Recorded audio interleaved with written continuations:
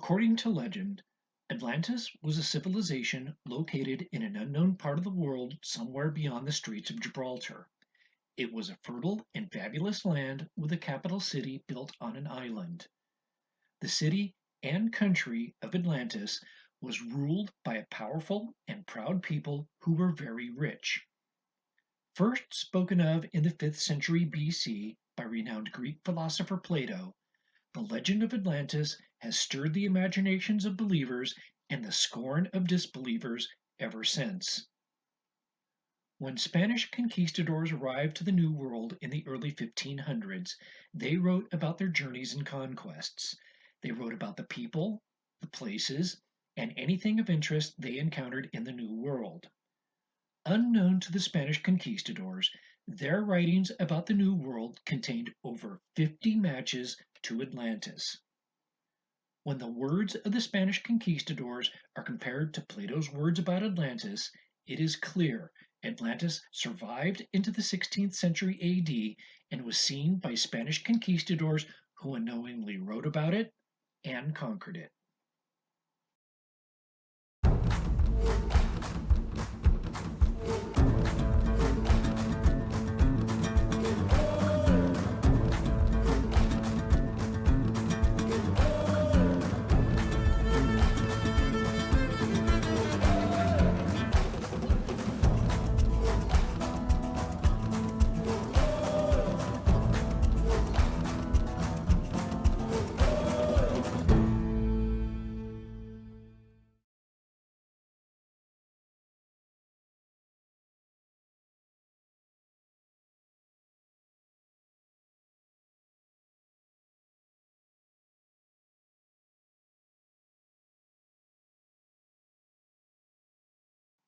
Plato clearly stated the city of Atlantis was an island city that was the capital of a powerful and rich civilization.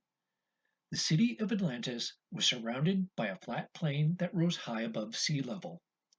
The plain was encircled by mountains that came to the sea, and the whole area faced south. The mountains surrounding the plain of Atlantis were more numerous, taller, and more beautiful than any known. Finally, Plato clearly stated the mountains surrounding the city of Atlantis were heavily populated.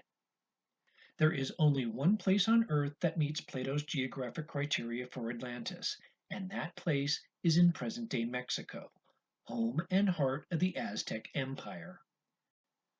In Mexico, there's a high plain enclosed by mountains that come to the sea. In the heart of that high Mexican plain, there once was an island city that was the capital of a powerful and rich civilization, just like Atlantis. Plato's high plain of Atlantis is known to us in the modern world as the Valley of Mexico, home of modern Mexico City. Prior to the Spanish conquest of Mexico in 1521, the Valley of Mexico was home to the Aztecs and their capital city, Tenochtitlan. Plato said the city of Atlantis was an island city surrounded by a large flat plain. The Valley of Mexico is a large flat plain, and the Aztec capital Tenochtitlan was an island city completely surrounded by the plain. The Atlantis plain was high above sea level. The Valley of Mexico is 7,244 feet above sea level, and it's completely surrounded by tall and numerous mountains, just as Plato wrote about Atlantis in the 5th century BC. Plato clearly stated the mountains surrounding the plain of Atlantis came to the sea. When the Spanish conquistadors first arrived to Mexico in the early 16th century, they sailed up and down the east coast of Mexico looking for a suitable landing spot. Hernan Cortes, the leader of the conquistadors, was shown snow-peaked mountains as the Spaniards sailed along the coast. The Aztec part of Mexico is very mountainous, and the mountains of Mexico run from the Valley of Mexico to the Pacific Ocean and Gulf of Mexico, just as Plato said about Atlantis. Plato said south was the direction for all things Atlantis. Although the Greek philosopher's statement is vague, Mexico and Tenochtitlan fulfill the criteria for Atlantis. The Aztec capital Tenochtitlan was located at the southern end of the Valley of Mexico, at the southwestern end of Lake Texcoco. Even the latitude of Tenochtitlan is south of Athens, Greece, Plato's home. No matter how you slice it, south is the predominant direction for Tenochtitlan in Mexico, just as Plato indicated for Atlantis. Plato said the mountains surrounding the plain of Atlantis were higher than any which exist today. That's a bold statement coming from someone acquainted with tall mountains. Plato's native Greece is home to 10 peaks that rise 8,000 feet or more above sea level. The tallest peak in Greece, Mount Olympus, towers an impressive 9,570 feet above sea level. Therefore, the mountains of Atlantis must be taller than the tallest mountains of Greece. Otherwise, Plato would not have bragged about the superior height of Atlantis mountains. Once again, the Valley of Mexico meets the criteria for Plato's Atlantis. Because the Valley of Mexico is 7,244 feet above sea level, many of the mountains surrounding the Valley of Mexico rise above an elevation of 9,000 feet. They are as tall as, or taller than, Mount Olympus. Two peaks within sight of the Valley of Mexico are almost twice the height of Mount Olympus. At the southeastern end of the Valley of Mexico, the twin volcanoes Popocatépetl and Iztaccíhuatl rise a staggering 17,000 feet above sea level. Standing out amongst all other peaks in the vicinity, these two American giants reach a height that is far greater than any known in Plato's ancient world, effectively making them, as he said, higher than any that exist at that time. Plato clearly stated the mountains surrounding the plain of Atlantis were heavily populated. Once again, pre-conquest Mexico and the vicinity around the Aztec capital Tenochtitlan meet Plato's geographic criteria for Atlantis. Bernal Diaz del Castillo, a soldier under Cortez's command, wrote an autobiography about his role in the Spanish conquest of Aztec Mexico. As Bernal Diaz del Castillo traveled through the mountains of Mexico toward Montezuma and Tenochtitlan, he often commented on the large mountain towns and cities the Spanish conquistadors encountered along the way. During one such encounter, Bernal said, quote, "We at once began to march towards Tenochtitlan, and so great was the number of people who came out to see us that both the streets and housetops were crowded. And I do not wonder at this, for they had never seen men such as we are, nor had they ever seen horses." Unquote. The large populations of Aztec mountain towns were apparent in other ways too. One thing that impressed and frightened the Spanish conquistadors as they marched through Mexico was the size of the Native American armies they faced in battle. When Cortez arrived to Mexico in March of 1519, he did so with less than 700 soldiers. In the early battles of the conquest, Cortez often faced a foe that numbered in the tens of thousands, a size far greater than any army of any 16th century European nation.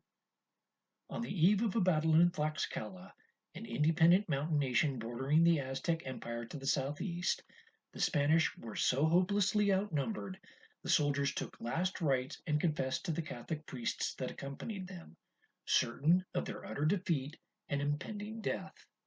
It's easy to understand why Bernal Diaz del Castillo penned the words. Cortez was outnumbered 100 to 1 on the eve of that particular battle.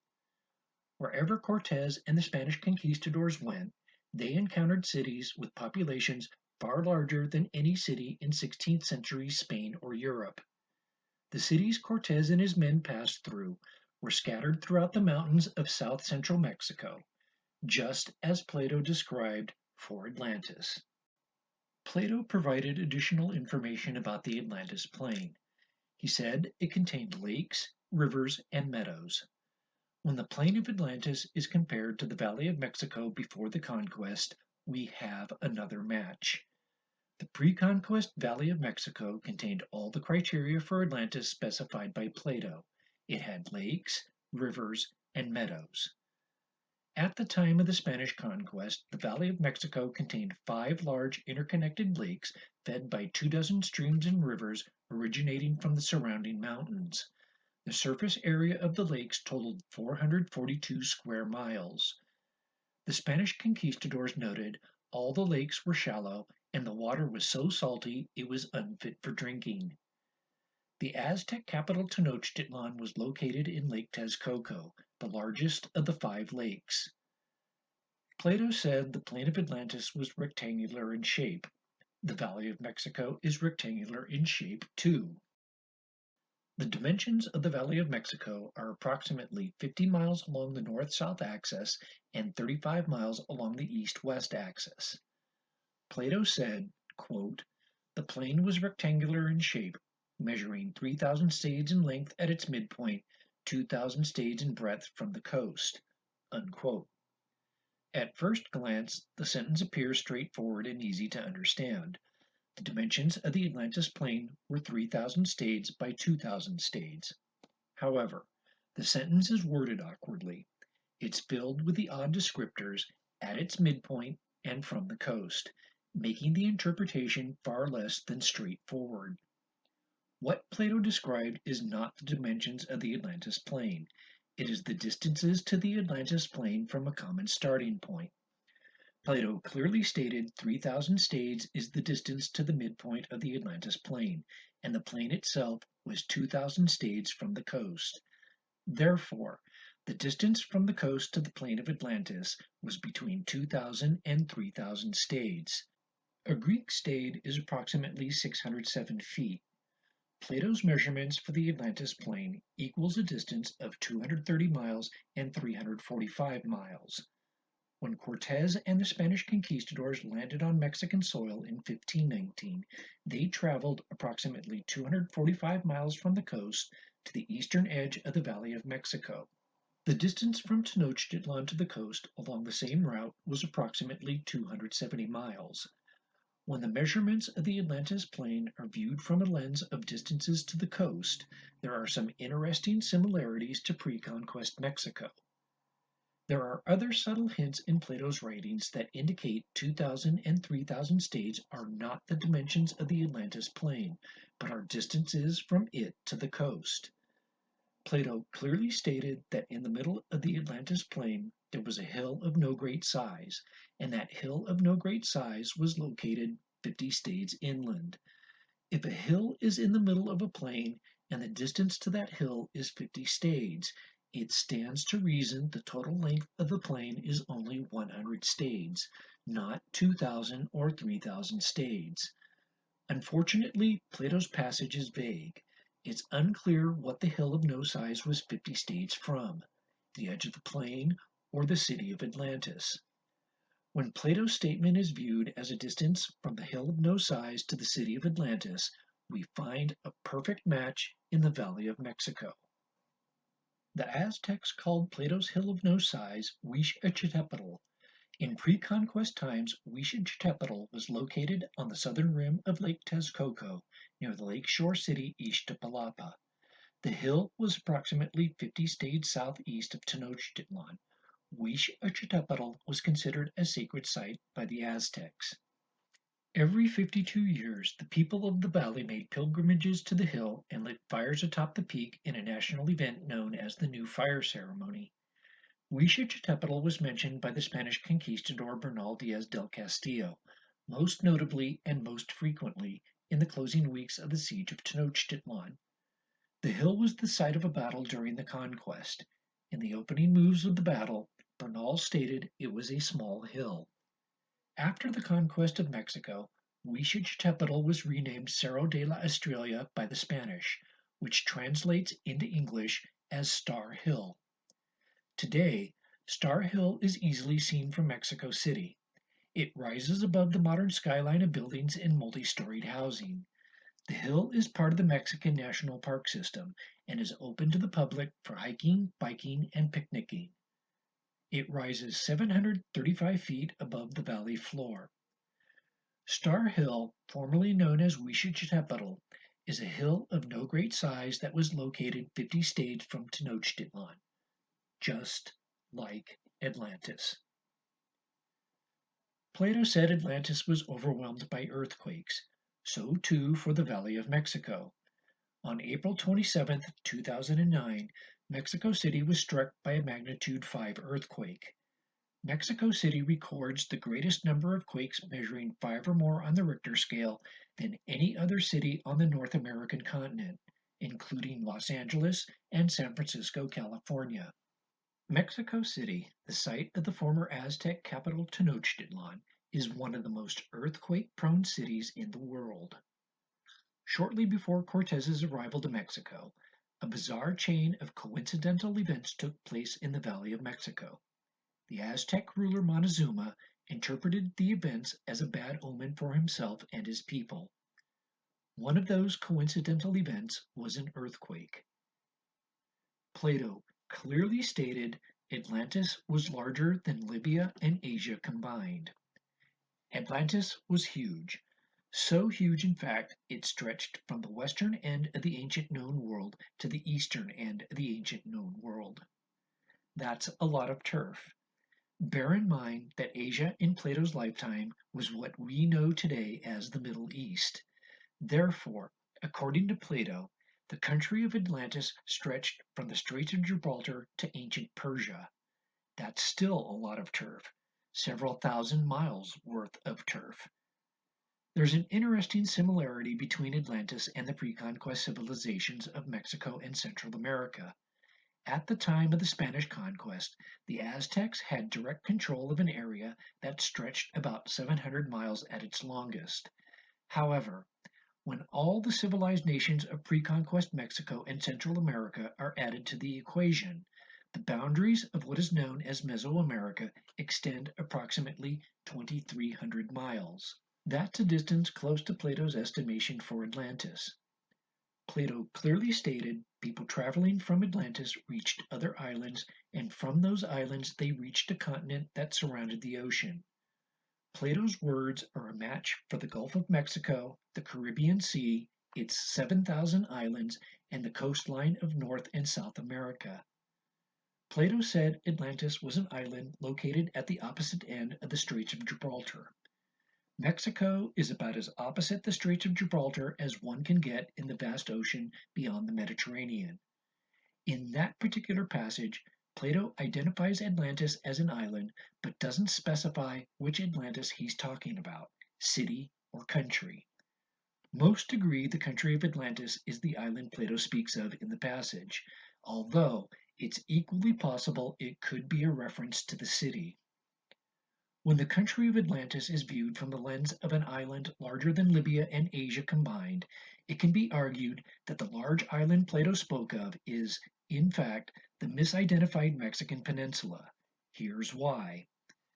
Early Spanish explorers unfamiliar with the Caribbean basin frequently misidentified land masses of America, mistaking islands for continents and continents for islands, including Mesoamerica. In 1512, the King of Spain granted Ponce de Leon a royal assent to settle the island of Bimini and the island of Florida. When Ponce de Leon discovered Florida, he wrote it was an island, not a peninsula connected to continental North America. On October 27, 1492, Christopher Columbus discovered the island of Cuba. Shortly after the discovery, the famous explorer made his entire crew sign a deposition stating Cuba was a continent. On his third voyage to America in 1498, Columbus explored the South American continent for the first time, traveling along the coastline of what is now modern Venezuela. Here, Columbus made a mistake opposite the one he made for Cuba 6 years earlier. He mistook continental South America for an island. In 1518, Juan de Grijalva was one of the first Europeans to make official contact with the Maya civilization. When his fleet reached the island of Cozumel, Grijalva followed the Yucatan coastline south in an attempt to sail around the peninsula, believing it was an island. In 1540, the Yucatan Peninsula, home of the Maya civilization, was drawn on a European map as an island, more than 20 years after its discovery. In 1540, the Maya civilization matched several of Plato's major criteria for Atlantis. In 1566, Yucatan was finally recognized as a peninsula of the North American continent. The Mayan claim to the Atlantis throne was finally over almost 50 years after the Yucatan Peninsula was discovered. Because early Spanish explorers were unfamiliar with the region, they frequently made mistakes identifying the land masses in and around the Gulf of Mexico and Caribbean Sea. The same can be said for the ancient mariners responsible for bringing the story of Atlantis back to the Mediterranean basin. They mistook the Yucatan and Mexican peninsulas for islands. Plato got it wrong, just like the early Spanish explorers and European mapmakers. Plato was very specific about the geography, geology, and topography of Atlantis. He almost gave it too much attention in his writings. It's as if he wanted to impress upon readers he was writing about an actual place. When the geography and topography of Atlantis are compared to the geography and topography of Mesoamerica and the words of the Spanish explorers and conquistadors, we find matches. Many matches. There are enough matches to say that pre conquest Mexico is exactly where Plato said Atlantis would be.